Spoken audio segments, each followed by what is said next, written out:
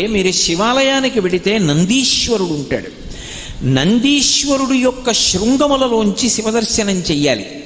అసలు నందీశ్వరుడి దగ్గరికి వెళ్ళి ప్రార్థన చెయ్యకుండా శివలింగం వంక దర్శనం చెయ్యకూడదు. నంది దగ్గరికి వెళ్ళి మొట్టమొదట ప్రార్థన చెయ్యాలి. ఏమని అంటే, నందీశ్వర నమస్తుభ్యం సాంబానంద ప్రదాయక మహాదేవస్య సేవార్థం ఆజ్ఞాం దాతుమర్హసి అని అడగాలి. అనుజ్ఞాం దాతుమర్హసి. నందీశ్వర నమస్తుభ్యం. నమస్తుభ్యం అంటే రెండు చేతులు కైమోడ్చి ఇలా శిరసు ఉంచి నమస్కరించాలి. నమస్కరించి, ఓ నందీశ్వర నీకు నమస్కరిస్తున్నాను.